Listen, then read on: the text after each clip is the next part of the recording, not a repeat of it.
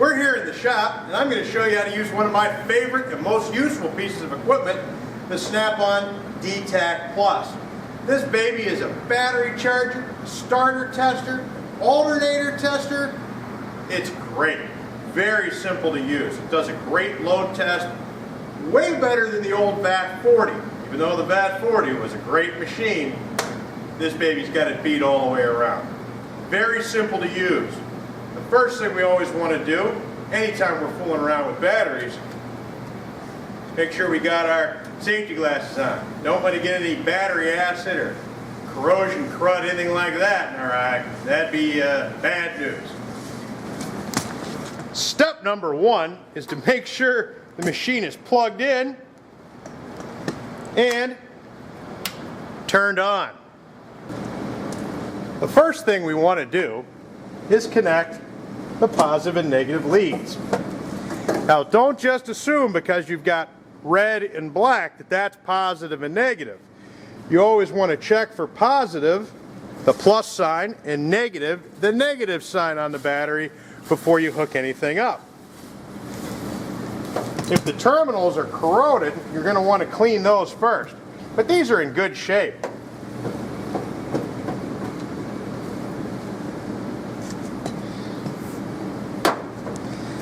Alright, now we're ready to test.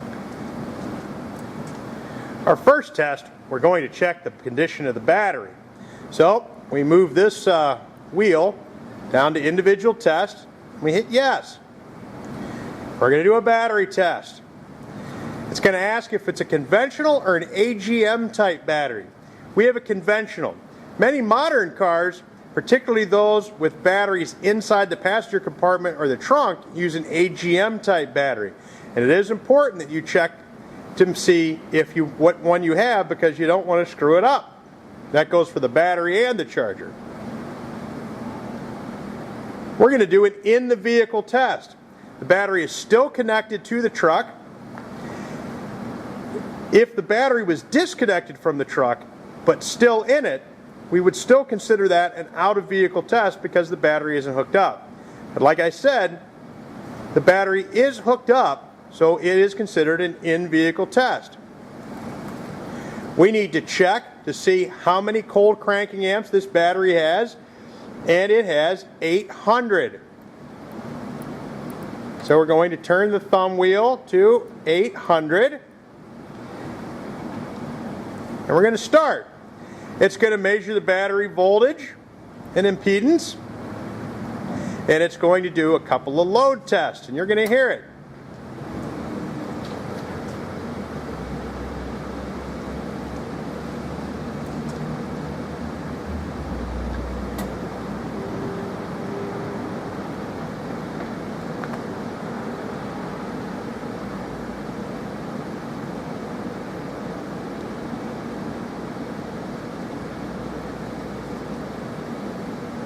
The machine does 2 tests.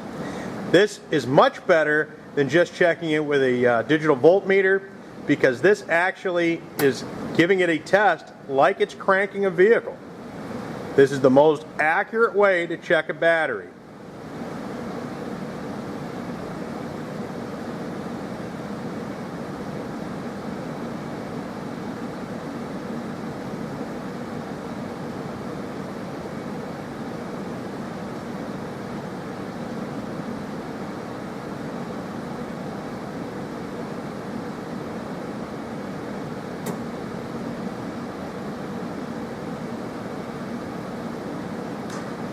Okay, let's take a look.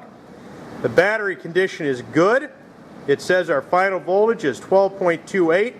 We've got 1175 CCA available. Wow, that thing is quite something.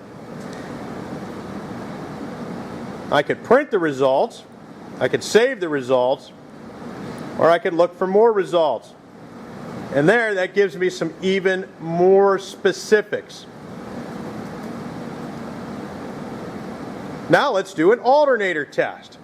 To back out to the main menu, we continue to hit the No button until we get back to our individual test menu.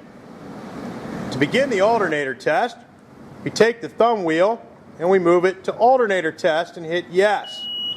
It's asking us to start the engine.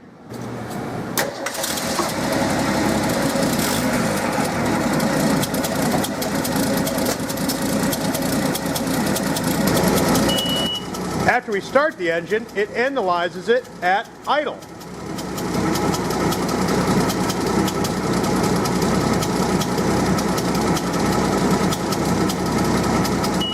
Now we need to increase the RPM to 1500 and hold it there.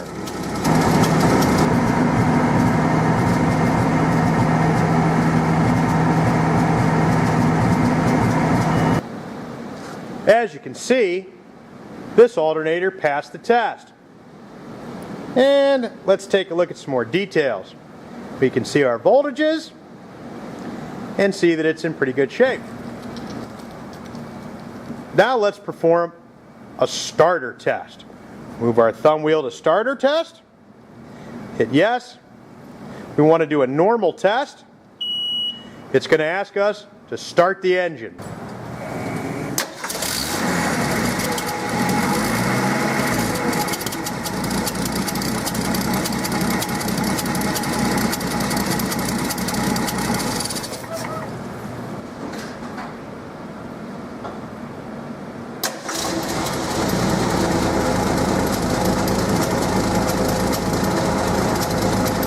We can see that our starter passed the test. We can take a look at our voltage information here. Let's say our battery needs charged. We would simply take our thumb wheel here and roll it on over to charging menu. It's going to ask us for conventional or AGM. We have that AGM type battery I told you about. You don't want to charge it on conventional. That's a good way to damage it. The battery in the old truck here is conventional. It gives us automatic, manual, trickle charge, and crank assist. Crank assist is like jump starting. For like a dead battery, you got to get it going now. But in most circumstances, automatic is what we need. It actually checks the connections for you. You can't screw it up. And it'll enter automatic charging mode. Now this battery is in excellent shape and doesn't need a charge, so it's not really going to do much for us right here. But if that was the case, we would definitely be charging. Never disconnect a battery charger while it's running. You always want to make sure it is shut down.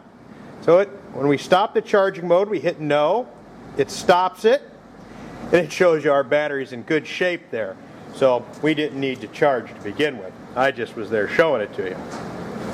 Before we disconnect the battery cables, we want to make sure that the charger is shut off. A great way to do that, make sure the switch is shut off, and even better, unplug it. That way, you've got no potential problems. A charging battery puts out hydrogen gas, and if that thing sparks when you take these cables off, that can cause an explosion. I've actually seen it happen once, and I heard it happen another time. Never anything I was working on, but it was a pretty ugly situation. Disconnect the cables and put them back on the machine. So you can see that this Snap-on D-Tech Plus is not exactly a difficult machine to work with, and it's very versatile. One of the most useful pieces of equipment we have in the shop. We use this thing all the time. It's a great machine. It's been trouble-free. So now that you know how to use it, it's time to make sure you put it away. Everybody have a great afternoon, and happy project working.